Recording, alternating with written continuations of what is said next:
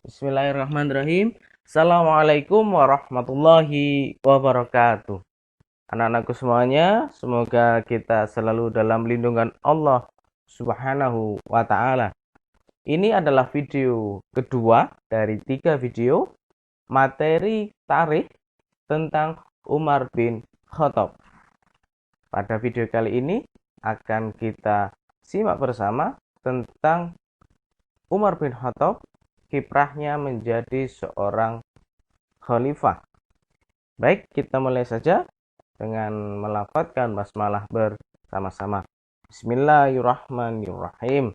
Semoga Allah memberikan ilmu dan ilmunya diridai oleh Allah Subhanahu wa taala dan kita mendapatkan keteladanan dari apa yang dilakukan oleh sahabat Nabi Khalifah Umar bin Khattab. Pada masa Umar bin Khattab, kemajuan pesat dalam perluasan Islam sangatlah bagus dan dakwahnya bisa sampai ke Eropa, meluas sampai ke beberapa negara yang ada di Eropa. Kemudian Umar bin Khattab ketika menjadi khalifah selama 10 tahun itu bahkan bisa sampai ke Afrika, di antaranya adalah Mesir. Kemudian kita simak selanjutnya. Penaklukan terjadi termasuk di Persia, kemudian juga di Damaskus dengan mengutus para panglima-panglima yang di situ berdakwah di Damaskus. Juga dalam perjuangan dakwahnya, Umar bin Khattab memerintahkan untuk melakukan ekspansi sehingga terjadi perang Yarmuk. Pertempuran ini antara umat Islam dan Romawi. Dan juga penaklukan Palestina. Jadi sebelum Palestina itu dikuasai oleh umat Islam, sebelumnya juga dikuasai oleh orang lain, yaitu Yahudi. Kemudian juga tidak hanya peperangan, tetapi juga Umar bin Khattab melalui panglimanya itu melakukan perjanjian ketika ingin berdakwah. Jadi tidak selamanya itu berperang. Jadi Umar bin Khattab melalui utusannya itu memberikan jaminan keamanan bagi orang-orang non-muslim, tetapi di situ dengan catatan semuanya, tidak hanya yang sakit tapi juga yang sehat. Dan di situ adalah cara dakwah Umar bin Khattab, tidak hanya melalui peperangan. Kemudian ini yang paling prestisius adalah penaklukan Mesir, dan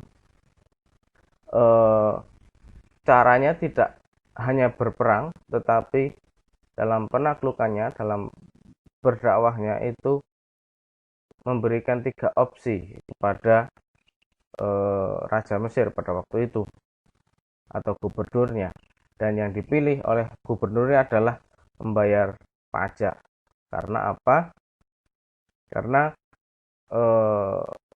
Raja Mesir tapi waktu itu dikuasai oleh gubernur Maugaugis, mengetahui kekuatan umat Islam yang dipimpin oleh Umar sangatlah kuat sehingga pasti akan kalah. Kemudian menaklukkan Iskandaria juga sangat luar biasa.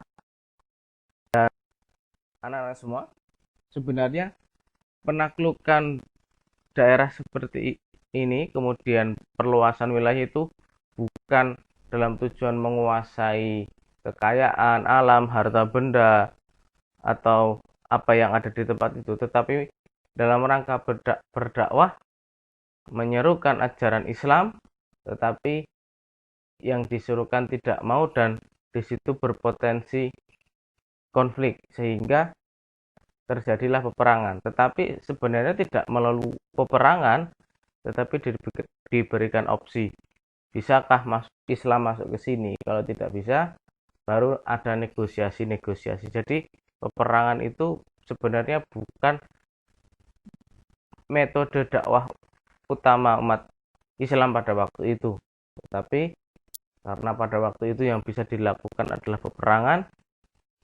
salah satunya peperangan maksudnya. Jadi itulah yang dilakukan.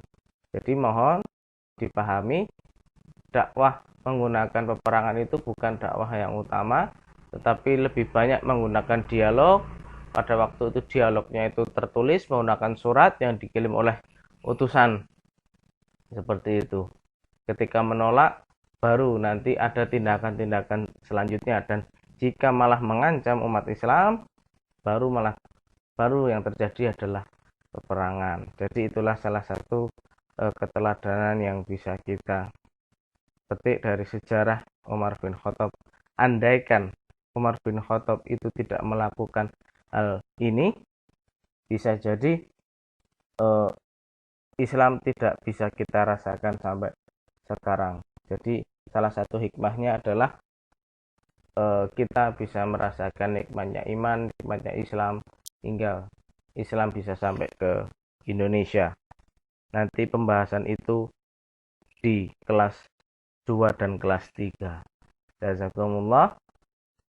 Kita akhiri. Wassalamualaikum warahmatullahi wabarakatuh.